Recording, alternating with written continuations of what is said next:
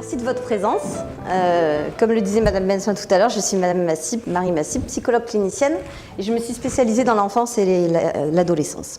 Donc évidemment, des cas de harcèlement scolaire, j'en vois un certain nombre au cabinet, sachant que ce n'est pas forcément le motif premier de consultation.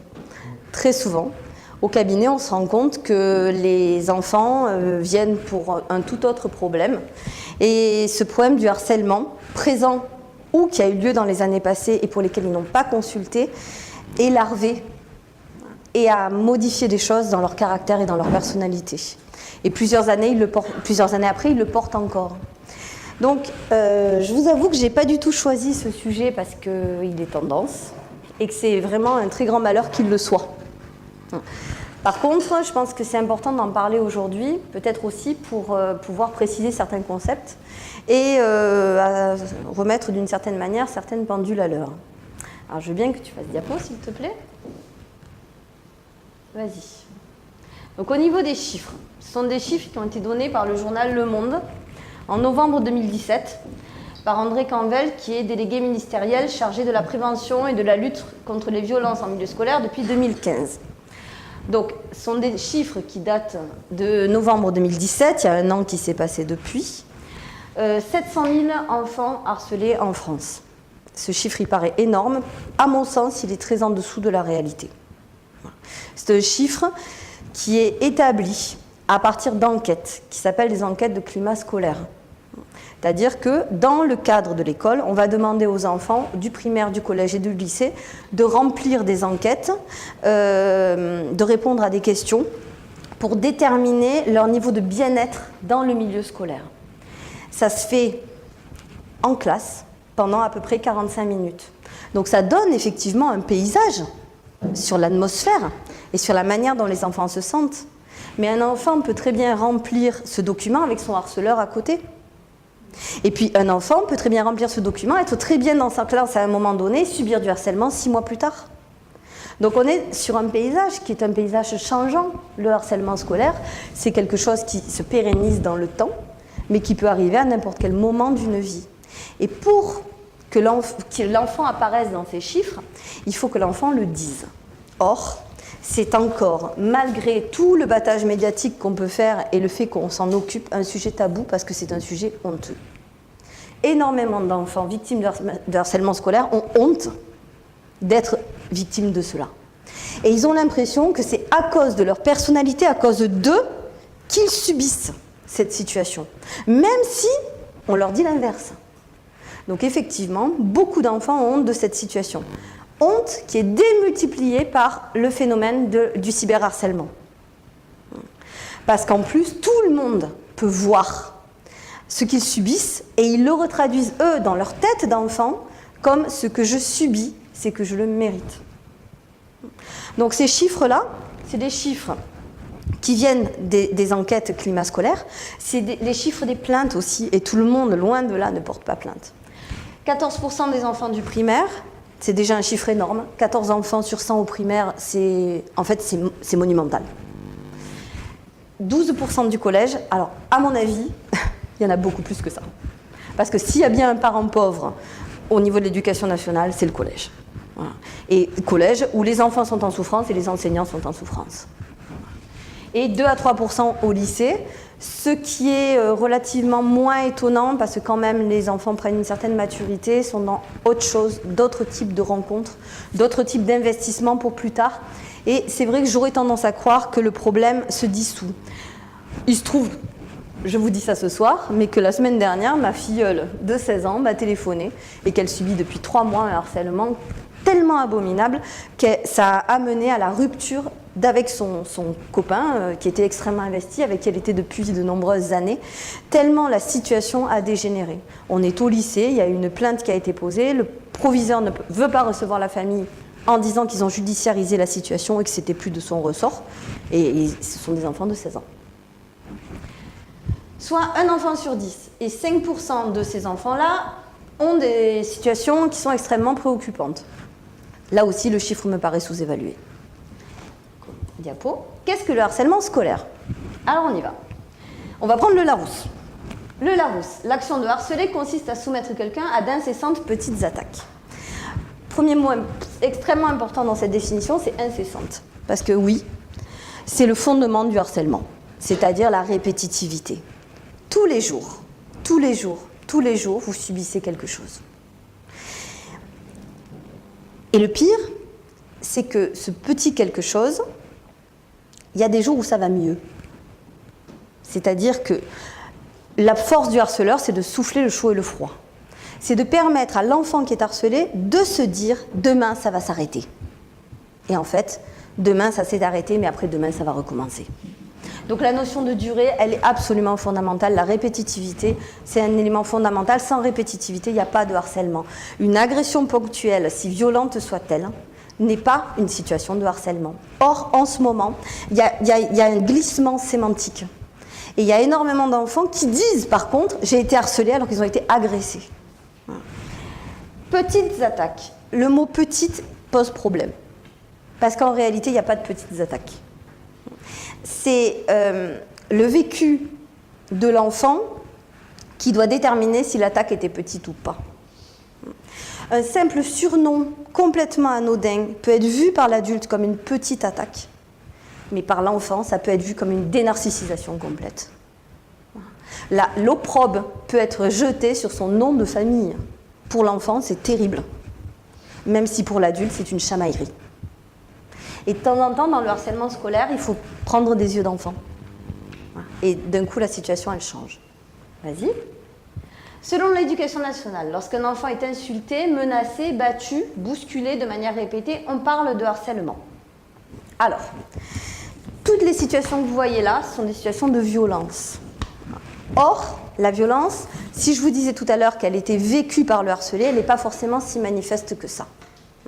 C'est-à-dire que la plupart du temps, le harcèlement ne consiste en rien à de la violence physique. Mais ça va être des surnoms, des moqueries, des dénigrements, des regards. Et parfois même une absence de regard. C'est-à-dire que l'isolement d'un enfant par d'autres enfants peut être considéré comme une forme de harcèlement. Et s'en tenir exclusivement à cette définition-là, eh bien, c'est être à côté de la plaque.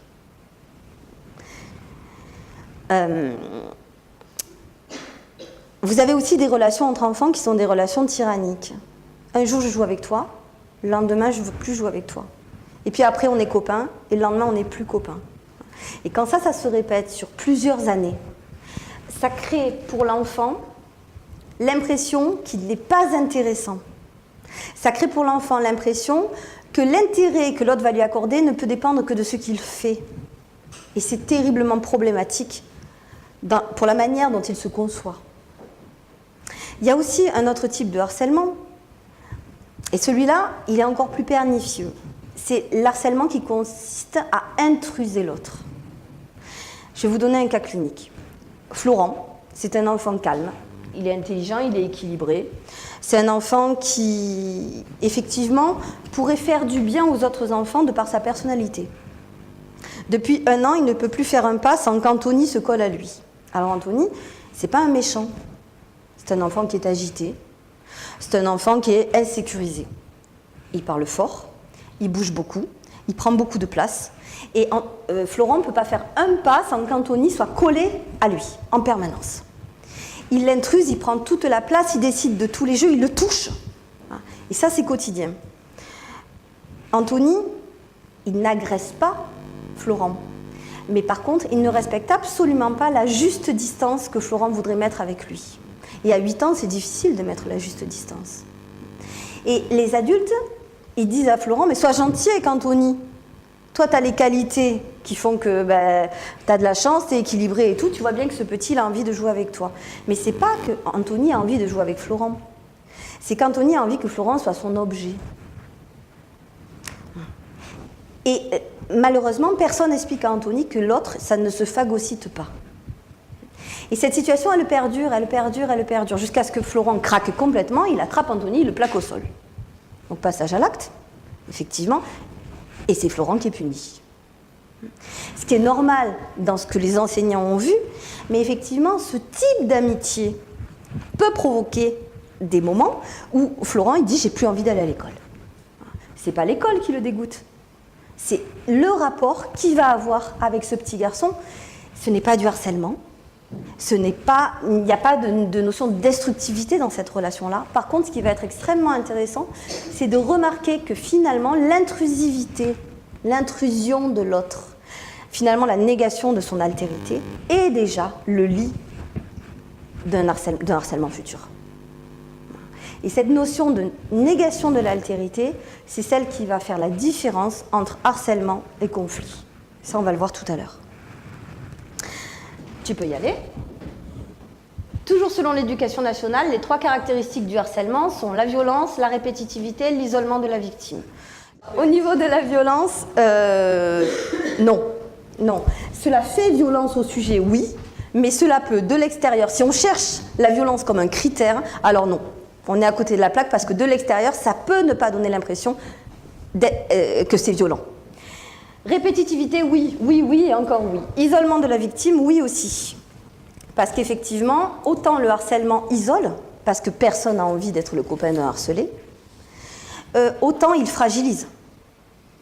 Et le cercle vicieux continue à se boucler. Je vais vous citer quelques cas cliniques.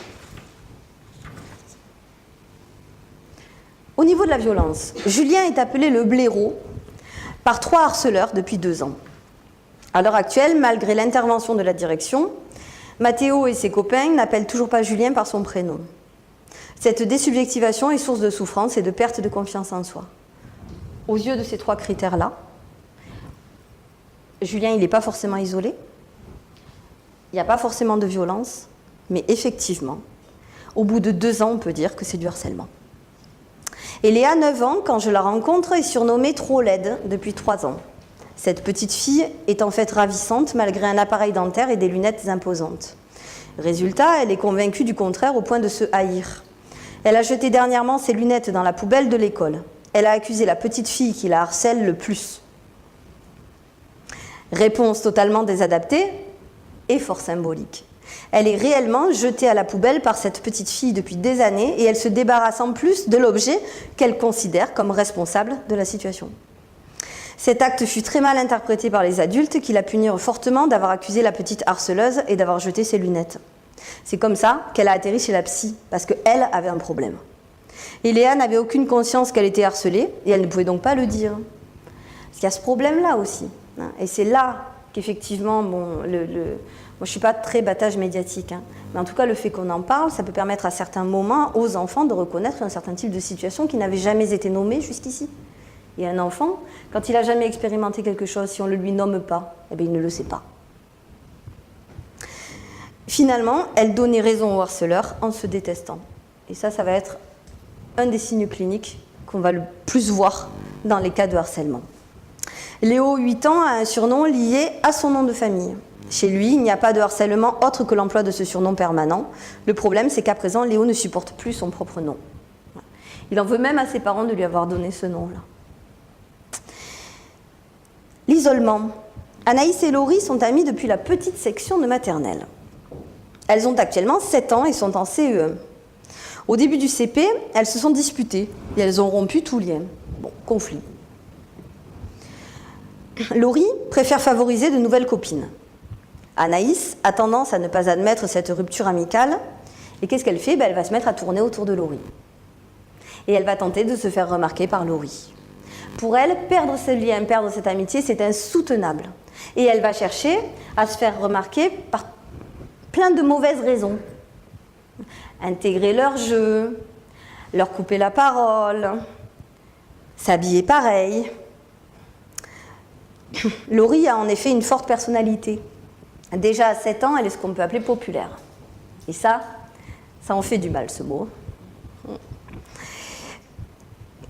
Du coup, Anaïs était un petit peu sous influence de Laurie, et en étant comme ça laissée sur le bord de la route, elle a l'impression que la popularité dont elle bénéficiait par Laurie, elle n'en bénéficie plus. Alors elle s'accroche. Et depuis presque 2 ans, Laurie joue de cet avantage. Elle a transformé ce conflit en harcèlement. Au début, elle se moquait quotidiennement d'Anaïs, elle utilisait les secrets qu'elle lui avait confiés, très fréquents dans le harcèlement. Le harcèlement, 70 à 80% des fois, ce sont des amitiés qui se rompent. Et les secrets, les confidences sont récupérés par le harceleur. Elle lui donnait des surnoms, là aussi. Elle soufflait le chaud et le froid en l'invitant à jouer avec elle et puis en la repoussant. Laurie s'est faite réprimander par sa maîtresse. Au bout de plusieurs mois, et puis elle a promis de ne plus recommencer. Sauf que depuis 4 mois, elle a convaincu toute la classe de ne plus adresser la parole à Anaïs, ni jouer avec elle. Anaïs est complètement seule. Elle s'auto-écrit des cartons d'invitation pour des anniversaires imaginaires, qu'elle va montrer à sa maman en disant « Regarde, on m'aime, hein, je suis invitée ». Heureusement que la maman s'est rendue compte que c'était une fausse invitation parce qu'elle était prête à l'amener à un anniversaire où elle n'était pas invitée. Ça aurait été terrible.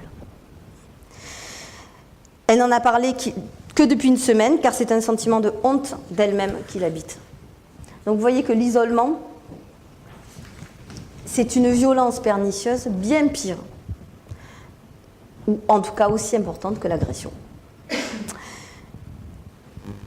Vas-y. Le harcèlement se fonde sur le rejet de la différence et sur la stigmatisation de certaines caractéristiques. Donc ça, je cite les plans d'éducation nationale. L'apparence physique, un handicap, un trouble de la communication, l'appartenance à un groupe social ou culturel, des centres d'intérêt différents. Eh bien, je ne suis pas du tout d'accord. Voilà. C'est n'importe quoi. Ces phrases-là, ça sert à une idéologie, rien de plus. Voilà. La réalité de la situation, c'est que le harcèlement, ça peut tomber sur n'importe qui, et que sous-entendre une chose pareille, ça sous-entend aussi qu'au fond, il y a quelque chose d'objectivable chez la victime qui attire l'autre dans le harcèlement, quoi. C'est insoutenable de lire ça. C'est absolument pas normal. Le harcèlement, ça peut tomber sur n'importe qui, une amitié qui se brise. Un enfant qui a envie de faire les choses un petit peu bien dans un contexte où les autres n'ont pas envie de faire bien. Un mot de travers, ou juste, et c'est ce qui ressort la plupart du temps, parce que je t'aime pas. Cette phrase, ce like, qui finalement fait très internet, hein, ça suffit à se donner l'autorisation de détruire un autre enfant pendant des années. Ben quoi, je l'aime pas. Chez les harceleurs, c'est ce qui revient le plus. Donc tout ça, là, c'est à jeter à la poubelle. Parce que si on part du principe qu'il n'y a que ces enfants-là qui peuvent être harcelés, on laisse sur le bord de la route un pourcentage infini, l'énorme majorité, de ceux qui justement ne présentent pas ces caractéristiques-là. Et alors ils subissent quoi? Ils n'existent pas. Par contre, que derrière, il y ait l'utilisation d'une caractéristique, l'utilisation des lunettes, l'utilisation du surpoids, pour dégommer encore davantage l'enfant en souffrance, ça oui. Mais ce n'est pas ce qui a motivé le choix de cet enfant-là. La petite Eléa, dont on se moquait parce qu'elle avait des grosses lunettes et un appareil dentaire, c'est aussi une amitié brisée à la base. C'est-à-dire qu'il y a quelque chose qui change dans l'environnement de l'enfant, il y a un groupe qui se crée, il y a une rumeur qui va gonfler, il y a des actes répétés qui vont se passer, et un jour, on va dire, effectivement, t'es grosse. Mais c'est pas tombé sur elle parce qu'elle était grosse. Lui dire, en plus, c'est tombé sur toi parce que t'es grosse, vous vous rendez compte ce que ça va créer? Ça va créer un régime pendant l'été, des problèmes de santé, et quand elle va revenir, on va continuer à la harceler. Et comment elle va la vivre, la situation? Qu'est-ce qu'elle va se dire? C'est parce que j'existe. Il faut accepter l'idée de l'aléa dans cette histoire-là. Parce que ça soulage plus les enfants que de leur dire c'est parce que t'es comme ci ou c'est parce que t'es comme ça. Parce que si c'est parce qu'ils sont comme ci ou si c'est parce qu'ils sont comme ça, vous prenez l'enfant, vous lui dites on va te changer de collège. Vous croyez qu'il va vouloir y aller? Non, ça vient de lui. Et il y a beaucoup d'adultes qui le sous-entendent. Il y a énormément d'adultes, sans vouloir faire de mal. Parfois, les parents ont peur. Parfois, les enseignants se disent j'ai remarqué certains comportements qui pouvaient entraîner aussi l'autre à ne pas l'aimer. Hein? Mais dire à un enfant, mais tu sais, ça risque de recommencer, mais c'est le condamner. C'est terrible. Si vous êtes employé dans une administration, que vous êtes harcelé dans cette administration, qui vous fait faire bouillir la marmite pour nourrir votre famille et payer votre crédit, que vous voulez changer de boulot et que le psy vous dit ça risque de recommencer ailleurs, mais aucun adulte ne supporterait ça. Donc il faut soutenir les enfants dans la conscience que ce n'est pas eux qui ont attiré le harcèlement à eux, parce qu'ils ont une différence. Ça, c'est idéologique, ce n'est pas la réalité. Diapo. Donc si on résume, le harcèlement est caractérisé par la répétitivité des faits, la destructivité, et ça je mettrai ce terme à la place de violence. Voilà. Parce que dans la destructivité, il y a l'isolement, les moqueries, les surnoms, le manque de respect. L'isolement vécu par la victime, un choix de victime qui peut être aléatoire, et la mise en place d'une situation de domination dans laquelle l'altérité est niée. Ça, c'est extrêmement important. C'est-à-dire qu'il n'y a pas de harcèlement s'il n'y a pas d'enjeu de pouvoir. À un moment donné, le harceleur jouit de la situation, elle lui apporte quelque chose. Sinon, il n'y a aucune raison qu'elle perdure. Même si c'est une simple satisfaction narcissique. Même si c'est juste, tiens, j'ai confiance en moi, quand je descends la confiance de l'autre. Même si c'est que ça, il y a à un moment donné une situation de domination et surtout l'autre est dénié. Alors, tout ça c'est un processus.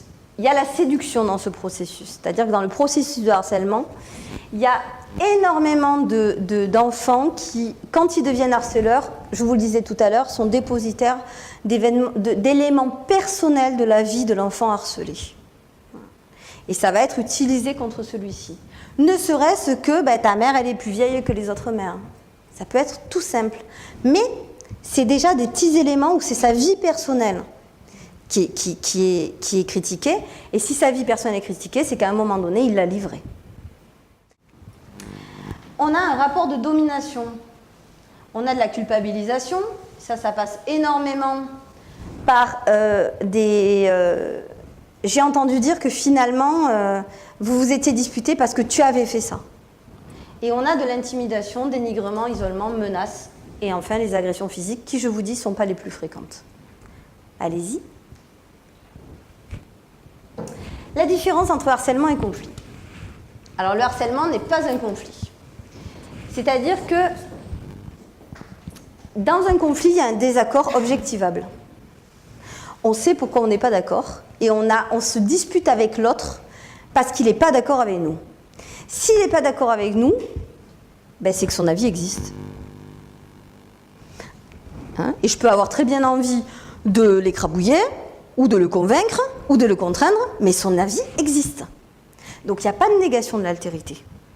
Dans le harcèlement, il y a une destructivité. C'est-à-dire que c'est l'autre en tant que sujet qui est remis en question. Le conflit peut se résoudre avec des excuses ou entraîner une dissolution des relations. Oui. Soit effectivement, les enfants qui se disputent, même si ça a duré un petit peu longtemps, on peut les aider à se réconcilier. Soit il vaut mieux que la relation s'arrête.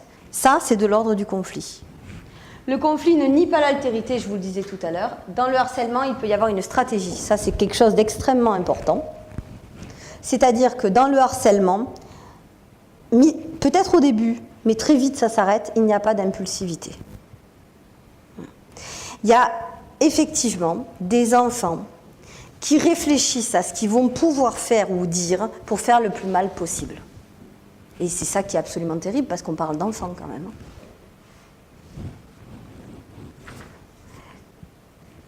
Diapo. Un événement aggravant, le cyberharcèlement, comme je vous le disais au début, qui a changé complètement la phase du harcèlement scolaire. C'est-à-dire que les chiffres que je vous donnais en début de soirée, là, 700 000 enfants harcelés, ça ne tient pas compte des chiffres où le harcèlement n'est que par Internet. Dans le harcèlement scolaire, très souvent c'est couplé au collège, dès le collège. Voilà. Mais il y a aussi toute une série d'enfants qui sont harcelés sur Internet et ce n'est pas considéré comme du harcèlement scolaire. Or, c'est des élèves de l'école. Ou c'est des élèves du bus. En tout cas, c'est des pairs. Le cyberharcèlement, c'est la toute-puissance, en toute impunité, en tout cas dans ce qui est cru, et dans plus ou moins l'anonymat. Donc ça démultiplie le désir de détruire l'autre. Et ça démultiplie la manière de le faire et surtout le pouvoir de le faire. Depuis qu'il y a le cyberharcèlement, ça fait à peu près 5-6 ans, il y a plus de suicides. Voilà, tout simplement. Alors, avec les nouveaux moyens de communication, les réseaux sociaux et l'augmentation du sentiment de toute puissance chez les adolescents, les actes de maltraitance entre pairs ont pris une ampleur qui n'a rien à voir avec les chamailleries et les rumeurs que nous avons connues en d'autres temps. J'ai écrit ce texte il y a quelque temps de ça. Un an auparavant, un enfant de 12 ans qui s'était suicidé après plusieurs mois de cyberharcèlement, juste parce que il plaisait pas à certains gamins de sa classe qui lui avaient dit bah, vas-y fais-le quoi.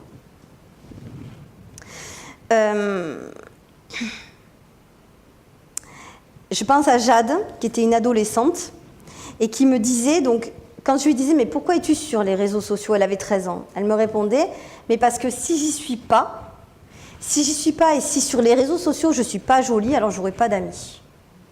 C'est-à-dire qu'il y a une véritable confusion chez les jeunes d'aujourd'hui entre leur capacité relationnelle et leur capacité d'être visible sur Internet.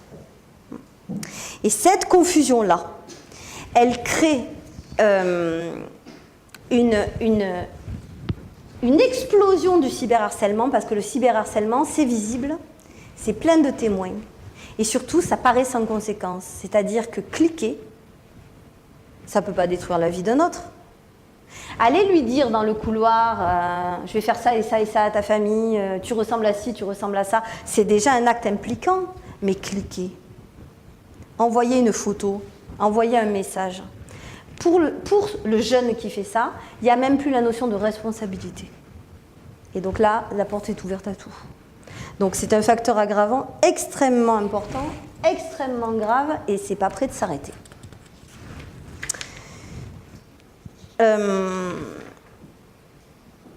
Ambre, 13 ans, n'aime pas les réseaux sociaux, qui vont à l'encontre de sa discrétion naturelle. Elle combat pourtant sa timidité en s'obligeant à avoir un profil et à l'agrémenter de temps à autre. Elle confie que sans la pression des autres et son désir d'être intégrée, elle n'en aurait pas. Ambre est incroyablement douée en dessin. Elle crée aussi des bijoux en forme de gâteaux ou de bonbons, parfaitement reproduits.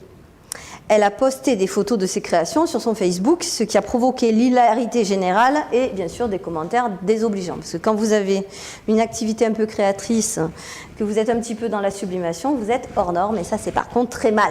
Hein, c'est pas dit par... mais c'est très mal.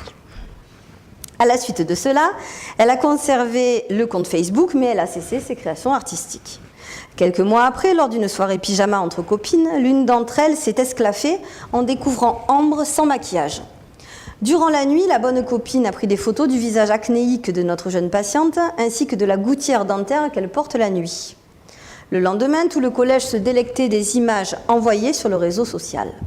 Le jeu a été de dire qu'elle était contagieuse. Interdit de l'approcher à moins de 2 mètres. Même sa meilleure amie ne l'a pas défendue. Ses parents lui ont dit qu'elle exagérait et les profs lui ont dit que ça passerait. Les moqueries et le rejet ont duré jusqu'à la fin de l'année scolaire. Cette année, ça va mieux. Le bouc émissaire est une autre fille, mais Ambre pleure encore quand elle évoque ses souvenirs. Elle est convaincue d'être laide et inintéressante. Elle se soumet à tout de peur que cela recommence. Ambre, je l'ai vue pendant quelques temps à cette période, et puis je ne l'ai plus vue pendant un long moment. C'est une jeune fille qui s'est mise à guetter chez l'autre tout signe qui pouvait lui faire penser qu'elle ne lui convenait pas. Et donc à tenter d'anticiper chez l'autre tout ce qui pourrait lui plaire et lui convenir. Je l'ai revue il y a 6 mois de ça, elle a 16 ans, elle est toxicomane. Alors on recommence le travail. Diapo. L'importance de l'appartenance pour un enfant.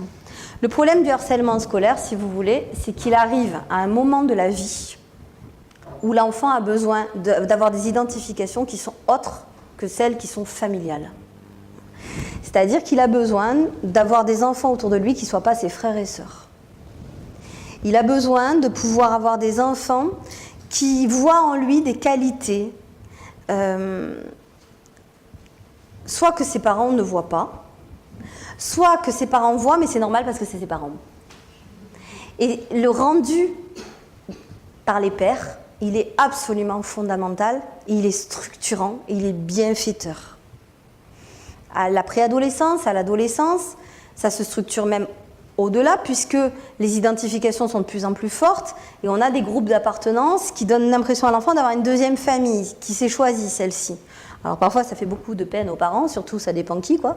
Mais c'est un passage obligé. C'est nécessaire à un moment donné de dire ma sœur de cœur. Voilà. Même si c'est faux, même si c'est symbolique, voilà, c'est éminemment structurant et ça fait beaucoup de bien à l'enfant. Quand dans cette phase de sa vie, on le voit à l'école primaire, 14% d'enfants harcelés. Ce qui est renvoyé à l'enfant, c'est tu es inutile, tu es moche, tu ne sers à rien, tu es inintéressant, tu n'existes pas, tu ferais mieux de ne pas exister. Malgré tout l'amour que lui portent ses parents, ça laisse des traces indélébiles. Ça, c'est quelque chose. Il faut savoir que l'importance des pères, elle est énorme. Donc, l'enseignant, donc le parent, il a une importance absolument fondamentale dans cette histoire-là. Parce qu'il a une importance qui est... Il n'y a que lui qui peut médiatiser la relation entre enfants quand la relation devient toxique. Il n'y a que lui qui peut mettre les barrières quand le regard qui est porté sur son enfant est un regard négatif.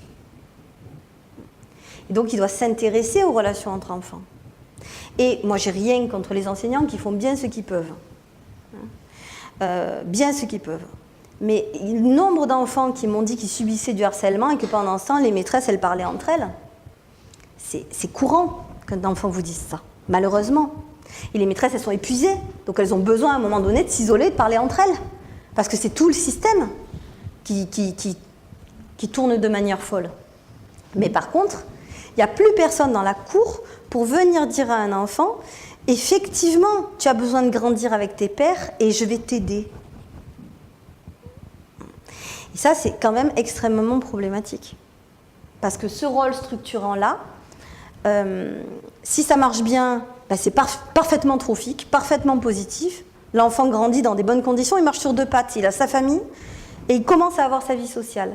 Mais la socialisation, quand elle se passe mal, elle peut créer des choses qui sont carrément de l'ordre du masochisme, même si dans la famille, ça s'est bien passé. Diapo. Les conditions nécessaires à l'apprentissage scolaire. Diapo encore, s'il te plaît. Normalement, on va à l'école pour travailler. On va à l'école pour apprendre. Maintenant, il est mis en place à l'école des cours justement pour plus se harceler entre soi. On est dans une école où effectivement, on est là pour apprendre. Pour apprendre, il faut que l'enfant ait un minimum de paix intérieure. Je vous parlais tout à l'heure de tranchées. Bon, on ne peut pas apprendre en état de guerre. C'est pas possible. Et pour les maîtresses, c'est pas possible d'apprendre à des enfants quand elles-mêmes sont obligées de faire la police et la loi toute la journée.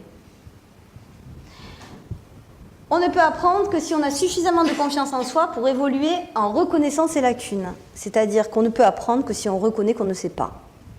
Or, comment vous voulez, dans un contexte de harcèlement scolaire, lever la main et dire « j'ai pas compris ». C'est quasiment de l'ordre de l'impossible. Alors l'enfant se tait.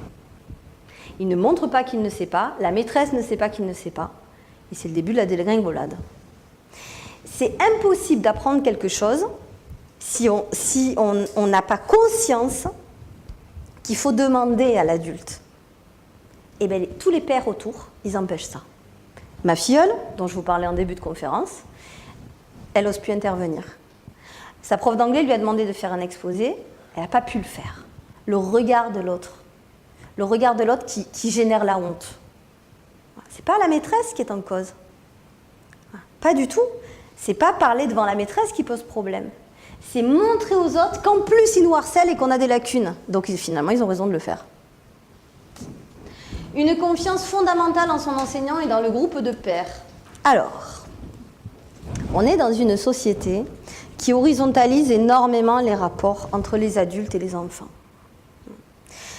Ce qui sous-tend ça, c'est tenter de les subjectiver.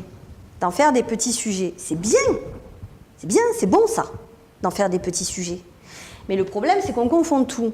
Si vous plantez une tomate, et que cette tomate, elle se met à pousser dans tous les sens, comme ça, et que vous ne lui avez pas mis un tuteur, vous ne pouvez pas en vouloir à la tomate de ne pas produire de bons fruits. Hein? Je ne compare pas les enfants à des tomates, mais quand même un petit peu. C'est-à-dire que si nous, on n'accepte pas d'être leur tuteur, qui le sera? Ça implique qu'à certains moments, il y a une verticalité. Que l'enseignant sache des choses que l'enfant ne sait pas. Qui est quelque chose, au niveau de la parole parentale et de la parole de l'adulte, de la parole du professeur, qui implique un minimum de respect chez l'enfant. Et ça va permettre, quand l'enseignant ou le parent va dire « ce type de comportement dans ma classe ou dans ma maison, je ne le veux pas », eh bien ça va être entendu. Bien plus que « allez, on se met tous en cercle et alors il faut se respecter ». Parce que ça, c'est très joli, mais ça ne marche pas. Et ce que j'ai vu aussi, c'est les conseils de classe entre enfants, où on prend le harceleur et c'est les autres qui le jugent. Et la boucle est bouclée. Le seul qui peut venir faire cesser un comportement délictueux, parce que c'est un délit le harcèlement, c'est celui qui sait le reconnaître comme tel. Et il n'y a que l'adulte qui a cette capacité-là. Donc, moi je connais les théories de Palo Alto et tout, qui sont de très bonnes théories dans le sens où elles disent qu'il faut que l'enfant retrouve ses propres ressources. Et bien sûr, évidemment, qu'il faut que l'enfant connaisse ses compétences pour se positionner. Mais premièrement, l'adulte, il peut être aussi une sacrée aide dans cette histoire-là, et pour lui montrer ses propres compétences. Deuxièmement, il me paraît quand même nécessaire aussi qu'à un moment donné, la notion de verticalité permette à l'enfant de se dire « je vais m'élever, je ne veux pas décevoir mon maître ». Mais s'il s'en fout de décevoir son maître, s'il en sait autant que lui, c'est un petit caïd, quoi. Vous croyez que la parole du maître, elle va avoir du poids ? Donc, si vous voulez, on a tout un contexte où on est assez terrifié par les chiffres. Mais le problème, c'est qu'entre Internet, l'horizontalité des rapports, le savoir partagé, il y a un moment donné où on fait le lit. Et en plus, la déstructuration familiale. On fait le lit de tout ça. Et après, on dit, oh, on va mettre des plans anti-harcèlement en place. D'accord, mais moi, s'ils veulent faire de la prévention dans ce contexte-là, qu'ils ne me demandent pas à moi, hein, j'en suis pas capable. L'introjection par la compréhension et la mémorisation, pour qu'un savoir soit vivant, il faut répéter les choses, il faut les mémoriser et il faut les comprendre. Et ensuite, l'enfant doit le faire sien. C'est ça l'introjection. C'est-à-dire que ça doit devenir un bout de lui, modifié par ses propres représentations. Vivant, quoi. S'il est envahi toute la journée par le harcèlement, si la seule chose qui se répète jour après jour, c'est « tu es moche et tu sers à rien », eh bien c'est « tu es moche et tu sers à rien » qui s'introjecte et c'est plus le savoir scolaire. Donc, le harcèlement, ça ne crée pas de la phobie scolaire, ça c'est n'importe quoi.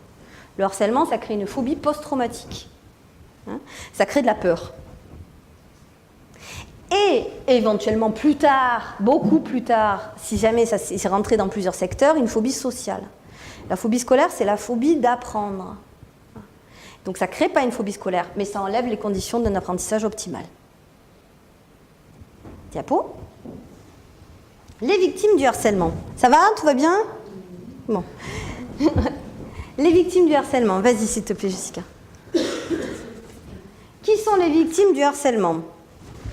Le harcèlement, donc, ne dépend pas des caractéristiques de la victime. Comme je vous le disais au début, elles lui sont reprochées dans un deuxième temps, mais ce n'est pas la motivation du choix. Dans la moitié des cas, il s'agit d'une ancienne relation d'amitié. Ouais, je disais tout à l'heure 80%, j'ai un peu exagéré, c'est 1 sur 2. Très fréquemment, la victime ne connaît que très peu son harceleur, mais lui, c'est des choses sur elle. Et souvent, c'est lui, le harcelé lui-même qui les lui a livrés, pour lui plaire. La victime peut fréquemment être un enfant doué ou timide ou encore ayant de grands idéaux. Ah, tiens, une caractéristique. Ben oui, s'il faut en chercher une, malheureusement, c'est celle-là qui sort. Pourquoi? Parce que vous imaginez quoi? Harceler un gamin qui va se défendre à coups de pied, à coups de poing. Est-ce que pour les harceleurs, c'est un bon plan? Voilà. Harceler un gamin extrêmement populaire et aimé par tous. Est-ce que c'est un bon plan? Par contre, harceler un gamin qui a envie qu'on l'aime. Harceler un gamin qui a envie d'avoir de bonnes notes, qu'on l'aime les copains, mais on l'aime les maîtresses aussi. Harceler un gamin qui croit que dans la vie, il y a le bien, il y a le mal, et que on essaye de faire les choses correctement, et que lui, plus tard, il a envie d'avoir un métier, et que ce gamin-là, il va toujours revenir. Et il est une proie, en tout cas pour certains harceleurs, pas pour tous, mais pour les harceleurs qui sont absolument dénués de culpabilité, il est une proie délicieuse. C'est un bonbon. C'est bien mieux qu'un maso qui vient réclamer les coups. C'est-à-dire qu'en fait, le pouvoir peut continuer à s'exprimer, et en plus sur une personne qui croit que ça peut s'arranger. Voilà. Donc c'est terrible, c'est super injuste. Ça donne encore plus envie de les aider, mais c'est aussi des enfants qui éprouvent une culpabilité profonde. C'est des enfants qui se sentent souvent responsables, y compris de ce qu'ils n'ont pas fait. C'est des enfants qui finissent par avoir un sacré sentiment de honte, alors qu'ils ne sont pas à l'origine de la situation.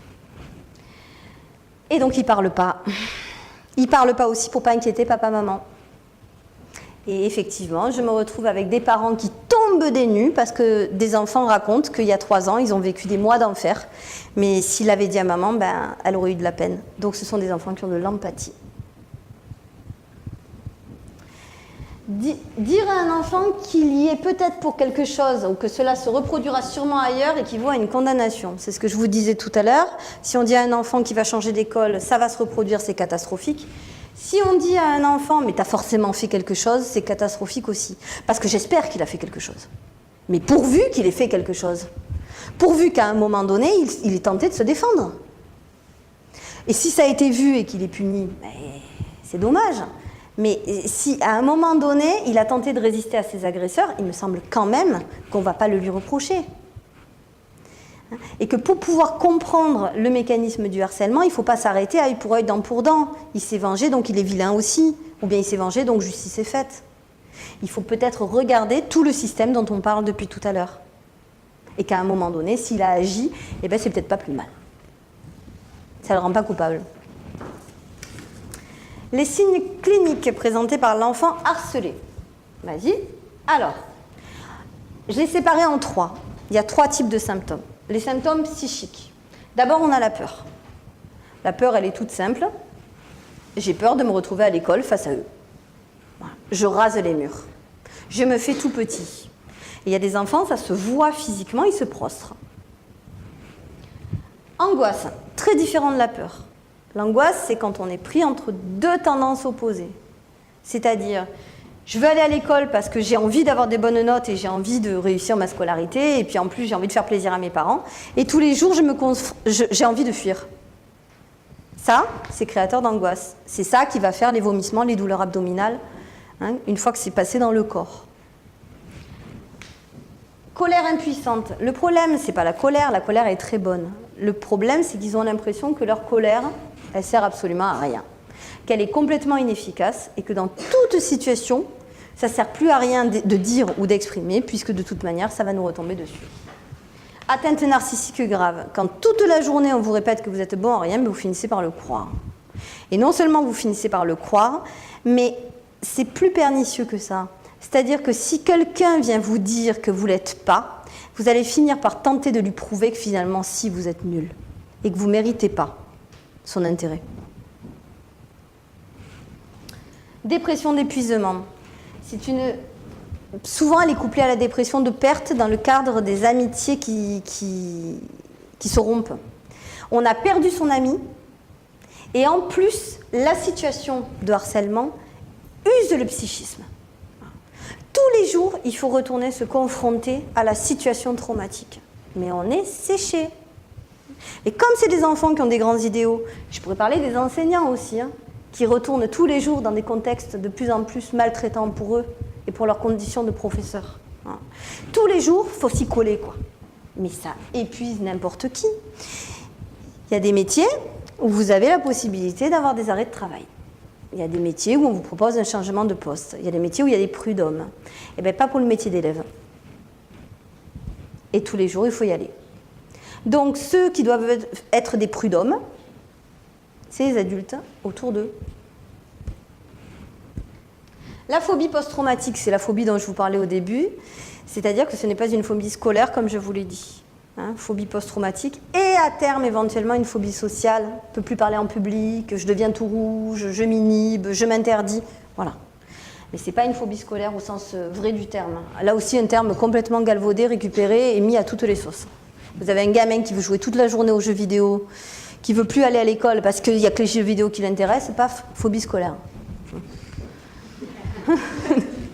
Des investissements intellectuels.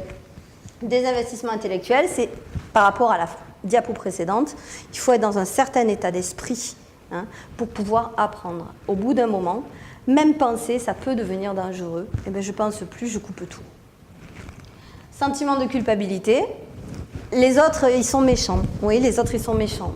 Mais on me dit que quand même, ils ne sont pas si méchants que ça. Puis que quand même, j'ai pu faire quelque chose. Puis quand même, de temps en temps, ils sont sympas de jouer avec moi. Et puis finalement, c'est peut-être moi qui suis méchant, quoi. C'est-à-dire qu'il faut toujours un coupable à un enfant. Toujours. Donc soit effectivement c'est les autres, mais ça mène à rien, puisque la situation n'évolue pas. Soit au bout d'un moment c'est soi-même. Exactement comme dans les divorces. On aime trop papa et maman pour juger qu'il y a un méchant, un gentil et tout. Et d'ailleurs il ne s'agit pas de ça dans les divorces, évidemment.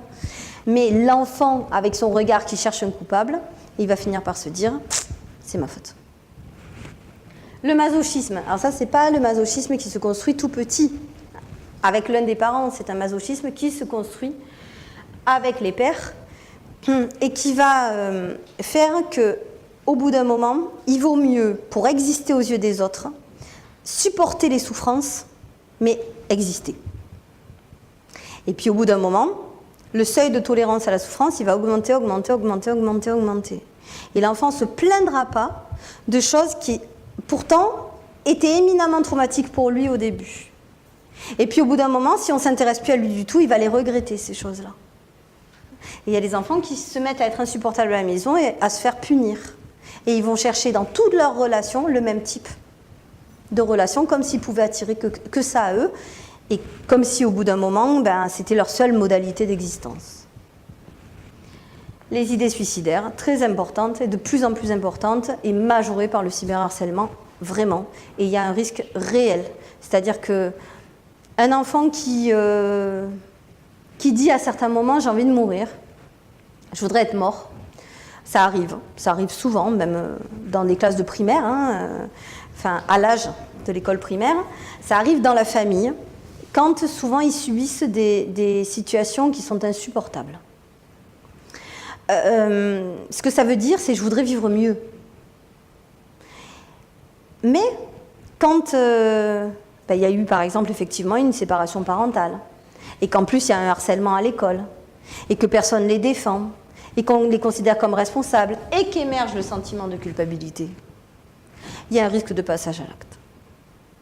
C'est-à-dire quand c'est polyfactoriel. Quand tous les secteurs de la vie de l'enfant commencent à être altérés, il y a un risque de passage à l'acte extrêmement important et plus que non négligeable. Sinon, c'est non-assistance à personne en danger, même s'il est petit. S'il n'y a que le harcèlement, chez les petits, il n'y a pas trop de passage à l'acte, pas trop de risques. Mais au collège, quand même, il faut y faire très attention, quoi. Voilà. L'âge du collège, c'est vraiment l'âge critique. Parce qu'il n'y a pas que le harcèlement, parce qu'il y a les changements corporels, parce qu'il y a la puberté, parce qu'il y a les remaniements relationnels, parce qu'ils ne savent plus où ils en sont. Donc là aussi, c'est polyfactoriel, en fait. Même si ça va à la maison. Mais c'est un âge fragile. Les symptômes somatiques. Troubles du sommeil. Donc difficulté d'endormissement parce qu'on anticipe la journée de demain. Réveil précoce. Cauchemar, où le harcèlement est mis en scène. Perte de l'appétit ou troubles des conduites alimentaires, avec des conduites boulimiques ou anorexiques. Et douleurs abdominales, ça c'est l'angoisse. Des enfants qui vomissent le matin avant d'aller à l'école et qui ne vomissent pas le week-end, je pense que le diagnostic est fait. Symptômes comportementaux, conduite auto- et hétéro-agressive. Des enfants qui se mettent à être agressifs à la maison alors qu'ils n'étaient pas avant. Et qui s'auto-agressent. C'est-à-dire que j'ai pas pu agresser l'autre de toute la journée alors que toute la journée il m'a poussé à bout. J'ai été dans une répression de l'agressivité absolument intense. J'arrive à la maison, soit j'explose sur les petits frères qui n'ont rien fait, soit je m'auto-agresse. Et on a les automutilations du collège qui en sont le signe majeur, avec en plus le trouble identitaire qui va quand même avec cet âge-là. Tentative de se défendre désadaptée. Il y a énormément d'enfants harcelés qui, quand ils se défendent, font n'importe quoi. Mais n'importe quoi. Ils jettent une armoire sur le copain, enfin, qui n'en est pas un. Ils profèrent des insultes abominables, mais c'est parce que la cocotte minute est pleine. C'est parce qu'on a mis un barrage et que derrière on a un fleuve, mais qui fait 40 mètres de haut. C'est pas que d'un coup il est méchant, c'est pas parce qu'au fond il était méchant. C'est la hauteur de la répression qui fait la hauteur de la réponse. Effectivement, en général, eux, ils se font toujours prendre. S'il y a bien des enfants qui se font prendre, c'est le harcelé qui, à un moment donné, pète les plombs. Parce qu'en plus, il ne se cache pas. Et puis en plus, s'il est puni derrière,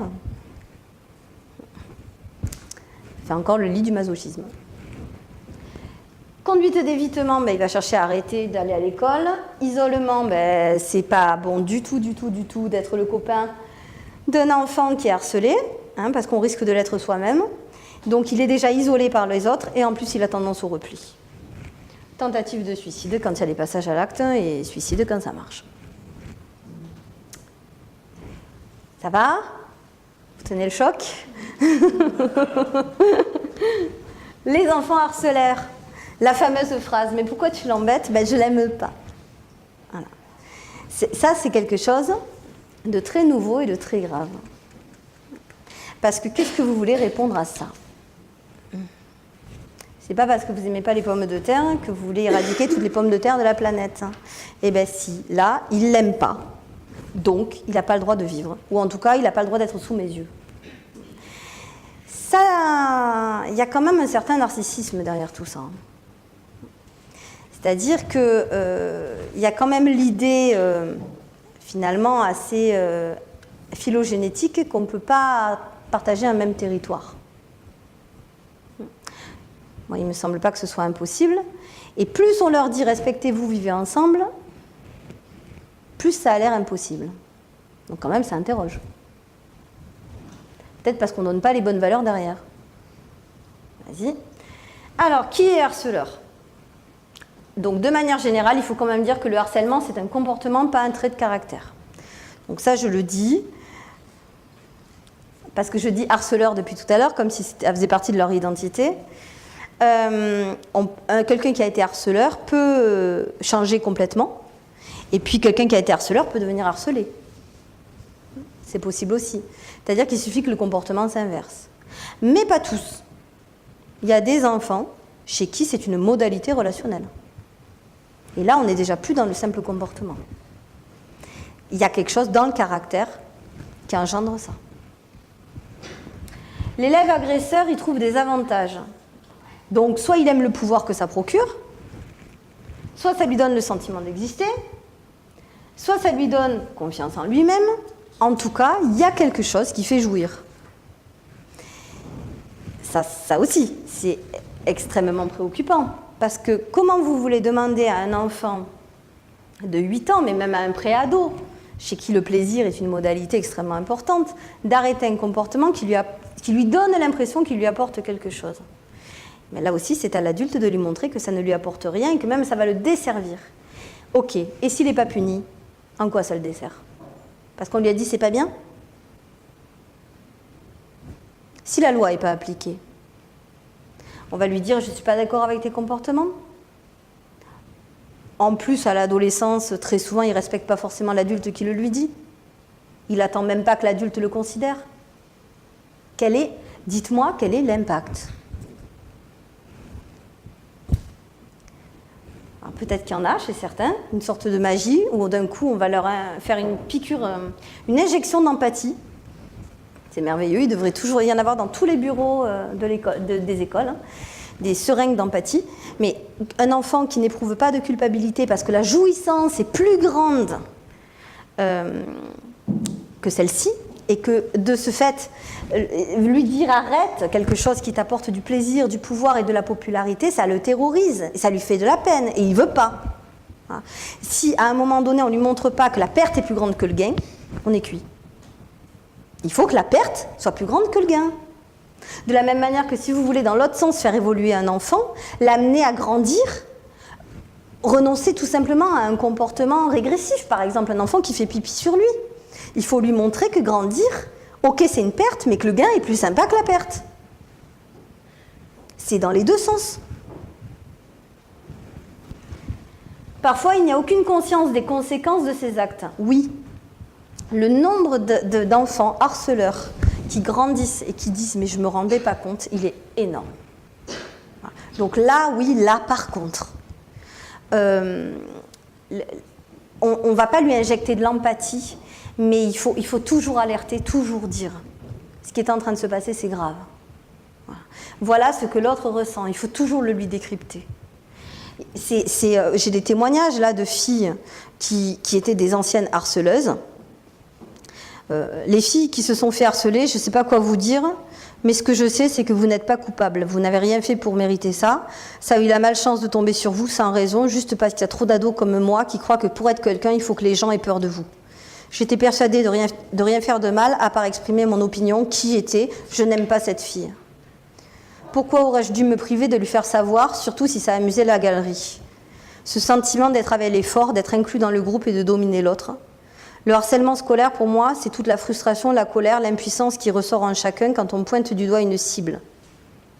Il y a des incitations de toutes parts à blâmer telle personne pour une raison qui n'est qu'une excuse pour blesser quelqu'un, pour que la faire souffrir signifie qu'on a un pouvoir sur elle.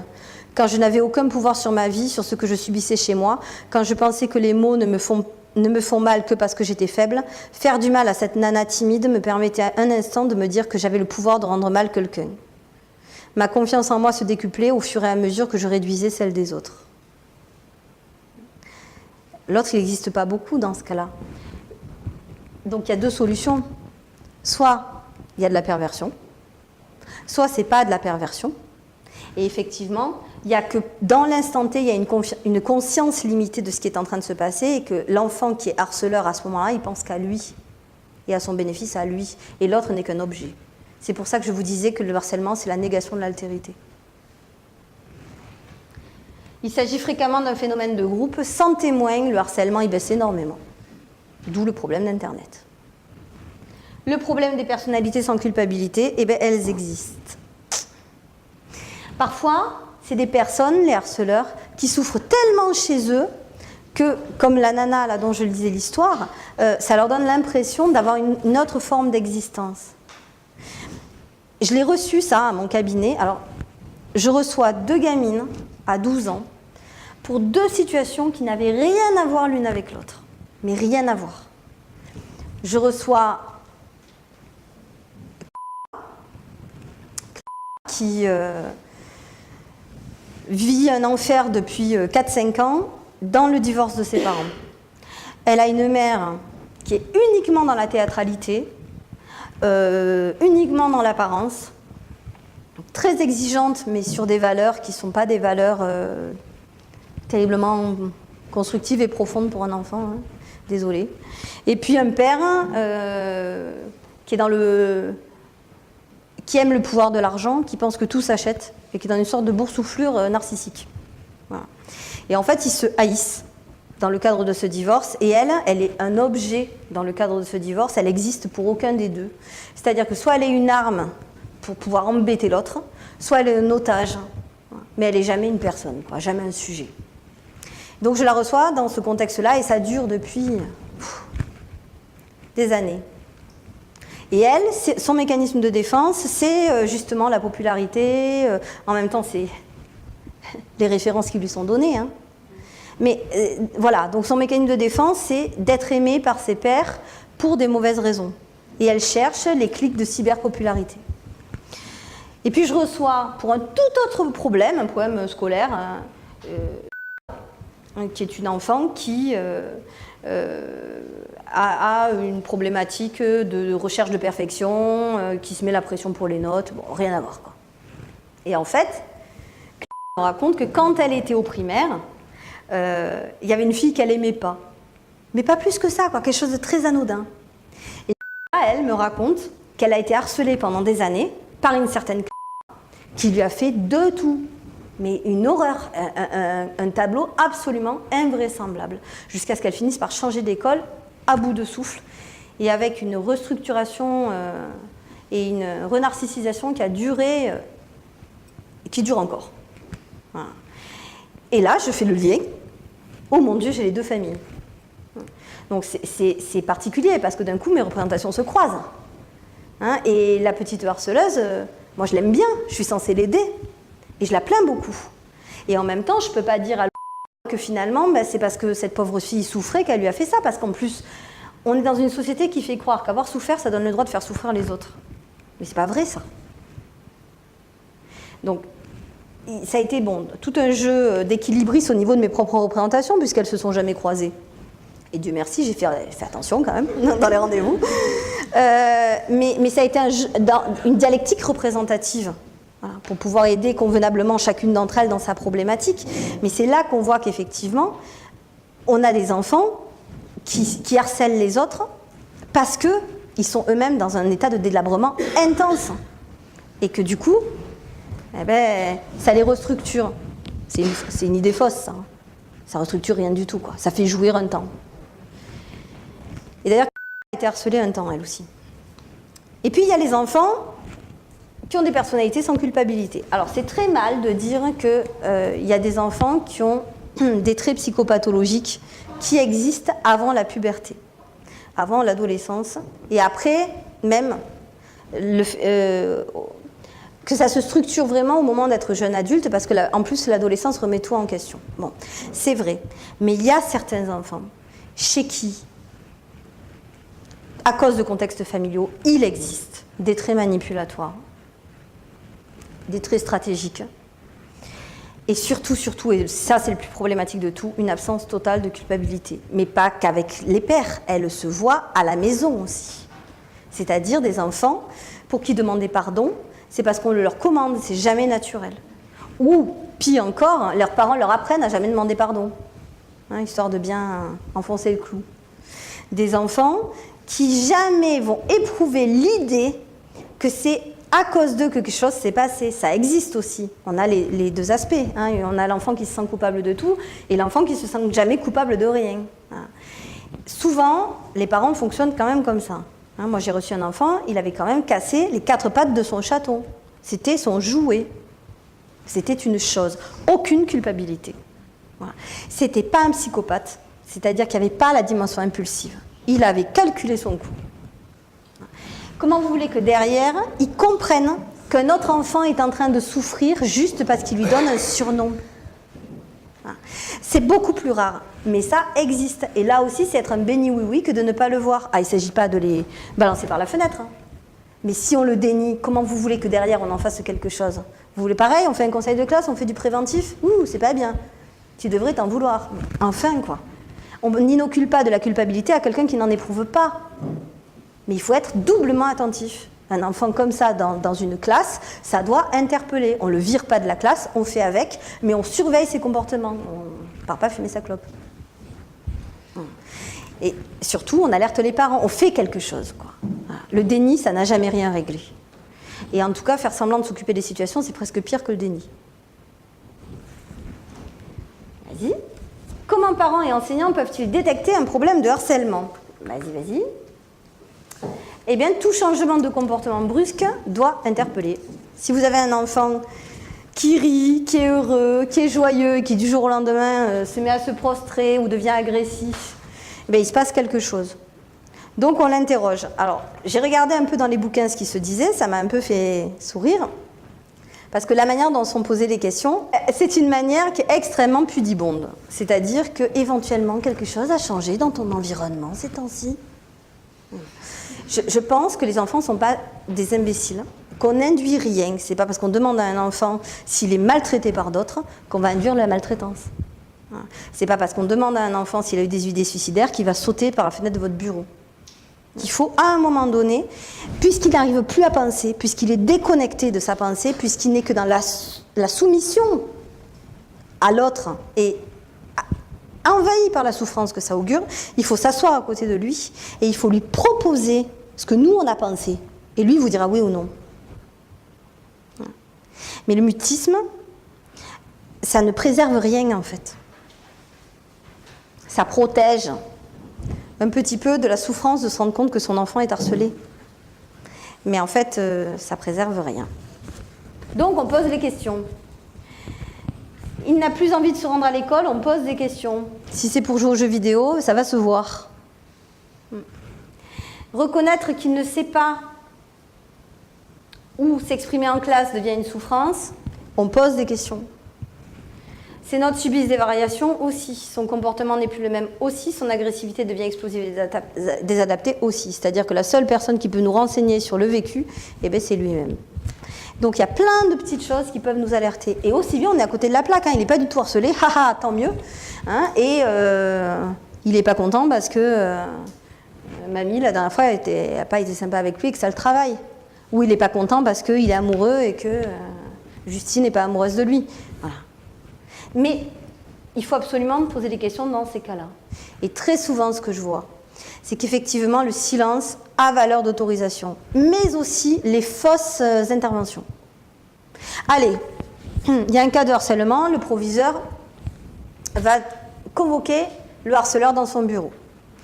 De manière générale, normalement, il doit convoquer que le harceleur. Très souvent, il convoque le harceleur et le harcelé. Expliquez-vous. On est déjà dans une situation qui est faussée, qui déjà ne marche pas. À la fin, j'attends de vous que ça ne se reproduise pas. Alors déjà, que le directeur attende d'un adolescent de 13 ans que ça ne se reproduise pas, mort de rire. Il s'en fiche. Ensuite, le fait que le harceleur dise ça ne se reproduira pas, il n'y a rien qui a changé en lui. Il n'y a rien qui a changé en lui. Le seul moyen que ça change, je suis désolée de le dire, c'est pas bien, vous couperez à la caméra, mais il faut une sanction.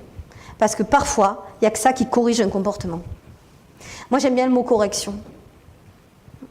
C'est-à-dire qu'on a à acte posé, moi je pense qu'il faut qu'en échange, il y ait un acte posé. Un acte posé qui corrige, qui répare, qui permette aussi, si toutefois le harceleur n'est pas quelqu'un de sans culpabilité et pas un manipulateur, de payer sa dette. Et de faire en sorte qu'aux yeux des autres, il s'arrête parce que waouh, ce qu'il a pris, et pas parce qu'il est devenu faible. Parce qu'aux yeux des autres, le harceleur, il sort du bureau. Et si d'un coup, il dit oui, j'obéis au proviseur, mais comment les autres, ils vont le voir et le traiter? Il va passer de l'autre côté de la barrière. Donc s'il a une sanction, ça va au moins faire en sorte, vous savez, c'est comme quand le juge dans un divorce, il dit, ben voilà, le droit de garde, c'est un tel et c'est comme ça et c'est pas autrement. C'est pas papa, c'est pas maman, c'est pas l'enfant qui ont décidé. C'est un tiers. Et bien la sanction, ça vient faire tiers dans la situation. C'est pas pour le martyriser, le maltraiter, le stigmatiser dans la société. C'est pas ça. C'est faire en sorte qu'à un moment donné, un acte soit posé qui lui permette lui-même de se sortir de la merde où il s'est foutu. Et puis qui corrige la situation. Et qui fasse aussi en sorte que la victime soit un petit peu reconnue comme une victime. Parce que dire t'es pas victime, tu peux te défendre, oui, mais ça peut durer longtemps. À un moment donné, oui, t'es victime, on va te défendre et ça sera plus jamais pareil, c'est déjà autre chose. Donc, c'est super important que la passivité de l'adulte ne soit pas prise comme un feu vert. En fait, qu'il n'y ait pas de passivité de l'adulte. Voilà. Ce que prévoit la loi pour le délit de harcèlement scolaire, je vais aller vite.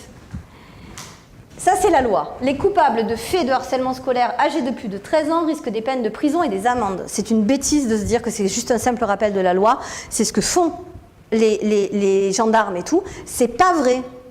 La loi, elle prévoit ça. Les mesures et sanctions applicables aux mineurs de moins de 13 ans relèvent de dispositifs spécifiques. Ok, vas-y.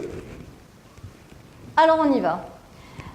Peine de prison de 6 mois avec amende 7 500 € quand il y a du harcèlement sans circonstances aggravantes. C'est pas rien, quoi. Évidemment qu'on ne va pas le prendre et le mettre en tôle. Mais si à un moment donné, quelqu'un disait ça et que ça soit de nouveau considéré comme un délit, vous voyez l'ubiquité de notre société, on vous en parle, on vous en rabat les oreilles. Tout le monde sait que c'est mal. On en fait quelque chose de moral. C'est un délit. Est-ce que vous avez vu dans les journaux qu'on a tous compulsé ça? Voilà. Est-ce que les familles savent qu'elles risquent ça à un moment donné? Ma petite qui souffrait entre son père et sa mère, qui l'a traité comme un objet. Si on lui avait dit c'est ça que tu risques, croyez-moi qu'elle aurait eu la trouille, quoi. Avec une circonstance aggravante, c'est-à-dire si la victime a moins de 15 ans, et il y en a beaucoup, hein, si le harcèlement a été commis sur une victime dont la vulnérabilité est apparente ou connue de l'auteur. Bon, j'en pense ce que j'en pense, je ne vais pas vous faire un laïus là-dessus. Si le harcèlement a entraîné une incapacité totale de travail de plus de 8 jours, là c'est quand il y a eu violence, ou si le harcèlement a été commis via Internet. Et bien là, il y a un an, avec 7 500 € d'amende. Et s'il y a 2 circonstances aggravantes, c'est 18 mois et 7 500 € d'amende. Mais dans certaines familles, si la police venait leur dire, voilà, vous allez avoir 7 500 € d'amende, ça les calmerait. Voilà. Je suis désolée de dire ça, c'est très mal, c'est pas consensuel, mais à un moment donné, c'est vrai, parce que celui qui a tous les symptômes dont je vous parlais tout à l'heure, lit du masochisme, sentiment de culpabilité, tentative de suicide, douleur tous les matins, idée qu'il est nul et qu'il vaut rien, chute des résultats scolaires, mais celui-là, il la paye, la sanction tous les jours. Diapo, pour aider l'enfant. Alors, il y a des procédures, ça je l'ai pris sur servicepublic.fr. Ça, vous pouvez le laisser dans la caméra, ça fait bien. Donc, en cas de harcèlement scolaire, la victime ou ses parents peuvent d'abord prévenir la direction de l'établissement. Des mesures pourront être prises pour résoudre le cas. En outre, tout membre du personnel éducatif qui a connaissance de faits de harcèlement doit avertir sans délai le procureur. Tous les renseignements concernant les faits doivent lui être transmis. La victime et les parents peuvent aussi saisir la direction académique des services de l'éducation nationale, notamment pour demander un changement d'établissement. Vas-y. La victime peut porter plainte contre les élèves qui ont commis les faits de harcèlement, mais aussi contre les membres du personnel éducatif, s'ils n'ont pas pris les mesures appropriées après avoir été informés de la situation. Alors, la plupart du temps, l'école a très peur de la judiciarisation, et quand c'est judiciarisé, c'est-à-dire quand il y a des plaintes, l'école veut s'en désolidariser. Voilà. Ça, il faut le savoir.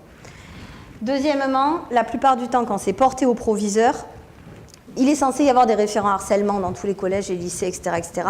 Très souvent, c'est réglé par une confrontation, comme je vous le disais, et finalement, ça ne règle pas forcément le problème.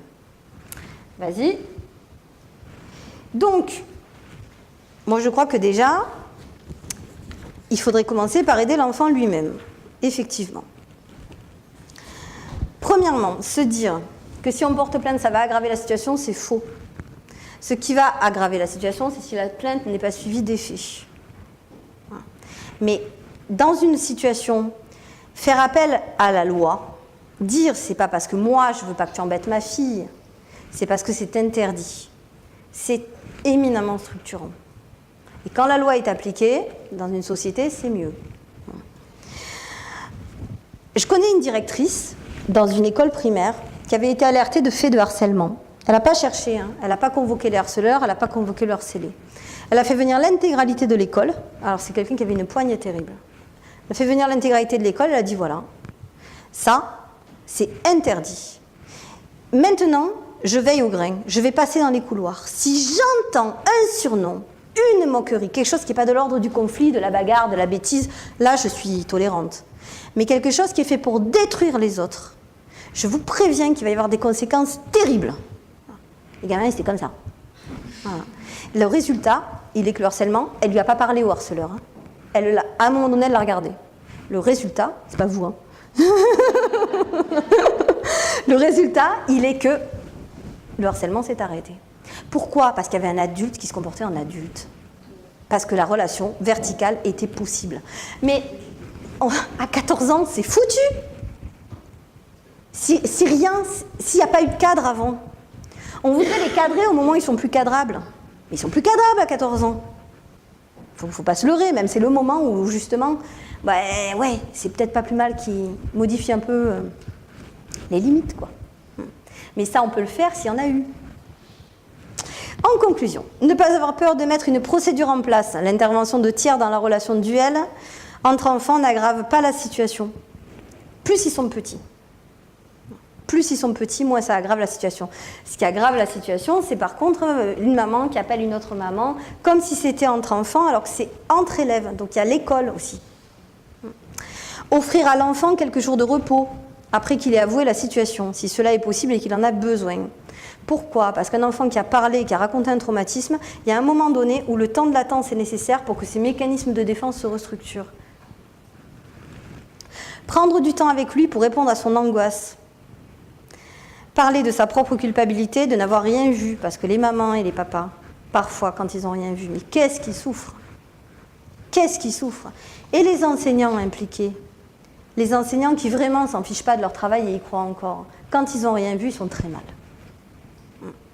Donc il faut dire à l'enfant qu'on est désolé d'avoir rien vu. Ça fait bien longtemps que plus personne ne s'excuse auprès d'eux. Et bien, je crois que là, c'est vraiment le cas où à un moment donné, il faut pouvoir dire « je suis désolé d'avoir rien vu, je vais agir ». Ça fait du bien à tout le monde. Ne pas hésiter à demander de l'aide au directeur de l'établissement, à des professionnels, des associations, le délégué des parents. Si on peut tersifier la relation, on y va. Parler du harcèlement de son enfant, c'est lui permettre de se reconstruire et parfois de reconstruire le harceleur lui-même. Hein? Pas mon gamin briseur de chatons. Mais donner à son enfant ce que l'école et les professionnels ne peuvent pas donner. Les parents doivent donner tendresse, confiance en lui, amour, estime de soi. Il ne faut pas que les parents donnent les armes à l'enfant pour se défendre. Ce n'est pas son boulot à papa, ce n'est pas son boulot à maman. Le boulot de papa et maman, c'est lui donner la réassurance nécessaire. C'est faire ce qu'on ne fait plus quand justement il y a Internet à la maison et qu'on est tout le temps connecté avec ceux qui nous font du mal. C'est on éteint, on se pose, on se fait un câlin, on peut régresser, on mange une soupe chaude. C'est pas à la mode, mais ça marche très bien. Et on donne de l'amour. Voilà. Et après, les professionnels, enseignants, éducatifs, eux, et les flics, eux, ils font quelque chose qui se situe au niveau de la sanction. L'enfant, il a besoin que son parent le défende, comme quand il était petit. Cette notion de défendre son enfant comme une lionne, quoi. Elle est fondamentale. Il est nécessaire que l'enfant puisse avoir le statut de victime pour pouvoir justement en sortir et être résilient. Si ce statut ne lui est pas reconnu, il sera illégitime jusque dans sa souffrance. On continuera à se dire, finalement, il a peut-être un peu cherché. En dernier recours, changement d'école. Et ça, je pense que c'est absolument bénéfique à certains moments. Un jour, j'en avais parlé à un enseignant à la retraite qui m'avait agressé en me disant que ça allait recommencer ailleurs, que finalement, c'était une remise en question du corps enseignant. Mais c'est pas ça. C'est juste qu'à un moment donné, quand un enfant, il est dans un contexte où il ne peut plus apprendre, il ne peut plus se sentir bien, etc., etc. Le mettre dans un contexte où il peut apprendre et se sentir bien, c'est lui permettre de lui sauver la vie. Et aussi bien dans cette école-là, il y a un autre gamin qui va venir, qui va bien s'entendre avec les autres, qui n'aura pas ce phénomène-là, et voilà. C'est-à-dire qu'à un moment donné, dire cette personne est en arrêt de travail, parce que dans son entreprise, dans sa maison de retraite où elle est infirmière, il y a des dysfonctionnements parce qu'elle veut changer le système et tout. Bon. Est-ce qu'on est en train de dire la maison de retraite a un système défaillant? Si elle ne s'entendait pas avec ses collègues, s'il y avait des choses difficiles, si elle voulait changer le système, peut-être que les autres non, peut-être que pour les autres ça va bien. Donc changer un enfant d'école, ce n'est pas une attaque directe contre les enseignants de cette école-là. C'est qu'à un moment donné, il faut couper le système. Voilà. Donc moi, le changement d'école, très honnêtement, je suis pour quand vraiment la situation elle est catastrophique, je ne laisse pas les enfants souffrir. Voilà. Tant pis, c'est un passage à l'acte, il vaut mieux se reconstruire dans un cadre où on est un peu dans du coton que dans les tranchées, quoi. Donc je suis plutôt pour. Donc venez tous à Fleming. Parce qu'en fait, c'était ça le but. Voilà, mais en tout cas, effectivement, cette notion, si vous voulez, de contexte social qui à la fois pointe du doigt le harcèlement et qui continue à mettre, parce qu'elle propose, en place des systèmes de maltraitance et des enseignants et des enfants, je trouve qu'effectivement, c'est une société qui a un double discours et qu'à un moment donné, il faut se positionner et sortir du consensus, quoi. Voilà, merci beaucoup de votre écoute.